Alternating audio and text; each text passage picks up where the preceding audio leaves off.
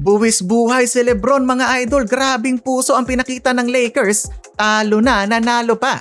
Nakipag-wrestling na si Lolo Bron para sa bola, maipanalo lang ang laban. Father and son connection, nag-init ba naman si Bronny James? Game 3 na, dito naman tayo sa home court ng Houston Rockets. Hindi nga lang maganda ang bumugad para sa fans ng Houston mga idol dahil out ngayong game si KD due to ankle injury. Tumesting naman si Reeves mga idol pero hindi pa ata 100% healthy kaya out din siya ngayong game. Bakbaka na opening period, unang play ng Lakers, naka-design kay Rui. Nice pass by LeBron James, pasok ang tres, agad namang bumawi si Reed Sheppard. Magang 3-point shootout ang nangyari mga idol, King James 4-3 na sinagot din ng 3-pointer ni Jabari Smith. Eto mga idol ang 19th career playoff run ni LeBron James, tying Karl Malone at stackathon para sa most playoff appearance. Sobrang ganda ng nilalaro mga idol ni Rui pagpasok ng playoffs, mapa mid-range at outside shooting, taas ng percentage. Nice move naman ni Şengün kay Ayton, spin move. Speaking of maganda ang laro, unang tira pa lang ni Luke Kennard, pasok agad mga idol. Mainit ang palitan ng tres, Jabari Smith mainit din ang kamay.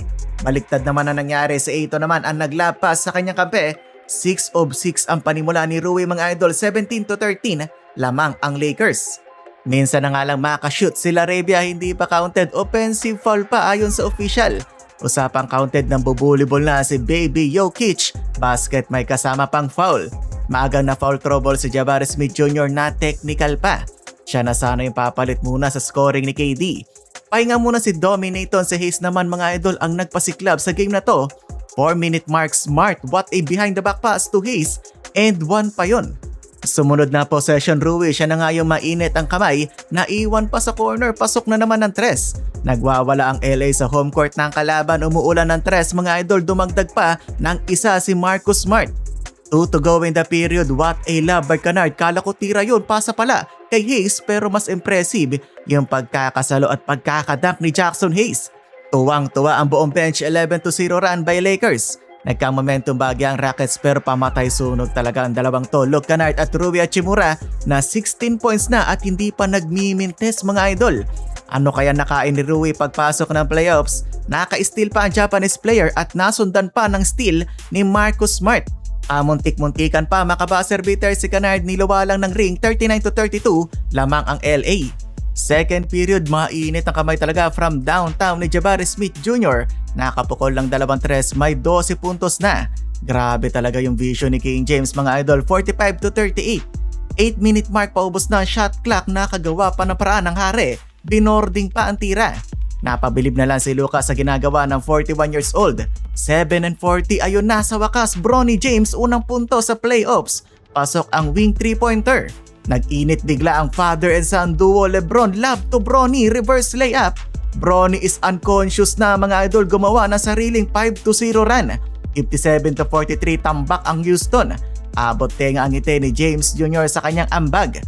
Hindi pa tapos sa koponan ng LA Lakers, another alley-oop play, talino talaga ni Smart.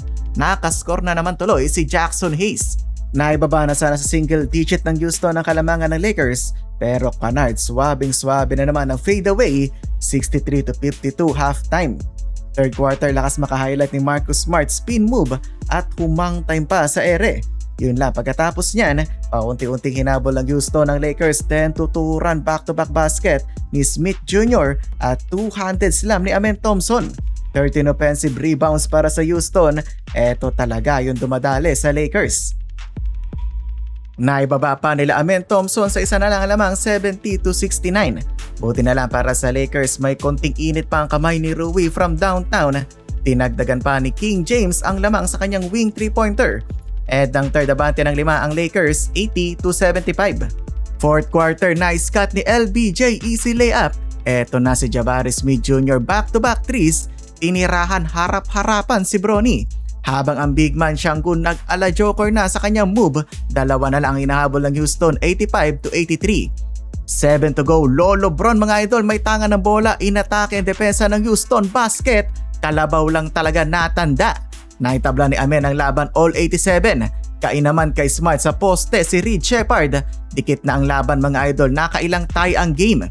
Bumawi si Reed Sheppard, tinirahan ng tres ang Lakers. Nakuha pa nila ang lamang 92-91. napadribble na lang si Coach Redick sa intensity ng laban. Down to the wire ang laban mga idol. Smart, what a love to LeBron slam dunk. Canard biglang nilamig ang shooting. Sinundan pa ng turnover ni King James at Sengun, another basket with 49 seconds left in the game. Another huge turnover ang ginawa ni LeBron, nakadak pa si Sengun, lamang ang Houston. Akala na lahat tapos na ang laban, hindi sumuko si Smart, nakaagaw at na-foul pa sa 3-point line. Tatlong free throws, 98 to 101. 20 seconds left in the clock mga idol. LeBron with the steal at naipasok pa ang tres, all 101. Depensa ang Lakers, going for the game winner ang Houston, pero nadepensahan nila si Sengun at agad tumawag na timeout si LeBron. Grabing basketball IQ, auto timeout. Isang segundo ang natitira, LeBron for the win. Hindi nga lang pumasok mga idol, overtime pa ang laban. OT, Marcus Smart for 3, lamang ng 3 ang Lakers. Grabing laban to mga idol. Rui Hachimura strong drive to the basket, pasok. Habang si Alperen Sengun ayaw din patalo, talagang nakikipakbakbakan sa Lakers. 1:18 in the game clock, agawang buko na parang wrestling ang nangyari. Grabe yung 41 years old, buwis buhay ang ginagawa sa kanyang 23rd season. Marcus Smart pinusuan ng laban, talagang tinatalon yung bola, nakailang free throw din si Marcus Smart. Ending mga idol, panalo pa nga ang Lakers 112 to 108, 3-0 na ang serye.